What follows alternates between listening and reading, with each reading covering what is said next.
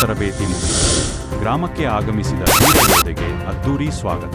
ತಿಕೋಟ ಬಡ ಕುಟುಂಬದಲ್ಲಿ ಜನಿಸಿ ಪ್ರಾಥಮಿಕ ಹಾಗೂ ಪ್ರೌಢ ಶಿಕ್ಷಣವನ್ನು ಸರ್ಕಾರಿ ಶಾಲೆಗಳಲ್ಲಿ ವಿದ್ಯಾಭ್ಯಾಸ ಮಾಡಿ ದೇಶ ಸೇವೆ ಮಾಡಲು ಭಾರತೀಯ ಸೈನ್ಯಕ್ಕೆ ಆಯ್ಕೆಯಾಗಿ ತರಬೇತಿ ಪೂರ್ಣಗೊಳಿಸಿ ಗ್ರಾಮಕ್ಕೆ ಮರಳಿದ ವೀರ ಯೋಧೆಗೆ ಗ್ರಾಮದಲ್ಲಿ ಅದ್ದೂರಿಯಾಗಿ ಸ್ವಾಗತ ಮಾಡಿದ್ದಾರೆ. ತಾಲೂಕಿನ ಕಳ್ಳಕವಟಗಿ ಗ್ರಾಮದ ಉಪ್ಪಾರ ವಸ್ತಿಯ ರಾಜಶ್ರೀ ಗೇಂಡ ಹಾಗೂ ಸಿದ್ದಪ್ಪ ಗೇಂಡ ದಂಪತಿಗಳ ಪುತ್ರಿ ಲಕ್ಷ್ಮೀ ಗೇಂಡ ಪಶ್ಚಿಮ ಬಂಗಾಳ ರಾಜ್ಯದಲ್ಲಿ ಬಿಎಸ್ಎಫ್ ತರಬೇತಿಯನ್ನು ಪೂರ್ಣಗೊಳಿಸಿ ಗ್ರಾಮಕ್ಕೆ ಆಗಮಿಸಿದಾಗ ಇಡೀ ವಸ್ತಿಯ ಜನರು ಅದ್ದೂರಿಯಾಗಿ ಸ್ವಾಗತಿಸಿ ಹೂಮಳೆ ಸುರಿಸಿ ಸಂತಸ ವ್ಯಕ್ತಪಡಿಸಿದರು. ವಿದ್ಯಾಭ್ಯಾಸ ಮಾಡಿದ ಗ್ರಾಮದ ಸರ್ಕಾರಿ ಪ್ರೌಢಶಾಲೆಗೆ ಆಗಮಿಸಿದ ಲಕ್ಷ್ಮಿಗೆ ಶಾಲಾ ಮಕ್ಕಳು, ಶಿಕ್ಷಕರು ಹಾಗೂ ಎಸ್ಟಿಎನ್ಸಿ ಸದಸ್ಯರು ಸನ್ಮಾನಿಸಿ ಗೌರವಿಸಿದರು.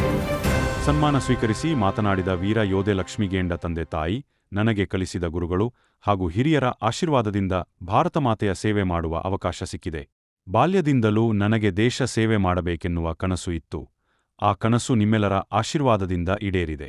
ವಿದ್ಯಾರ್ಥಿಗಳು ಜೀವನದಲ್ಲಿ ಒಂದು ಗುರಿಯನ್ನು ಇಟ್ಟುಕೊಳ್ಳಬೇಕು. ಆ ಗುರಿಯ ಕನಸು ನನಸಾಗುವಂತೆ ಅಭ್ಯಾಸ ಮಾಡಬೇಕು ಎಂದು ಹೇಳಿದಳು. ಮುಖ್ಯೋಪಾಧ್ಯಾಯ ಎಂ ಮಕಾನದಾರ ಹಾಗೂ ಶಿಕ್ಷಕ ನಾಗೇಶ ಸರ್ ಮಾತನಾಡಿ, ಇಂತಹ ಗಡಿಭಾಗದ ಬಡಕುಟುಂಬದಲ್ಲಿ ಜನಿಸಿ ಕಷ್ಟಪಟ್ಟು ಓದಿ ಧೈರ್ಯಶಾಲಿಯಾಗಿ ದೇಶ ಸೇವೆ ಮಾಡಲು ಹೊರಟ ಈ ಶಾಲೆಯ ವಿದ್ಯಾರ್ಥಿನಿ ಲಕ್ಷ್ಮಿ ಎಲ್ಲ ವಿದ್ಯಾರ್ಥಿಗಳಿಗೆ ಪ್ರೇರಣೆಯಾಗಿದ್ದಾಳೆ. ಅವಳು ನಮ್ಮ ಶಾಲೆಯ ಹೆಮ್ಮೆ ಎಂದರು.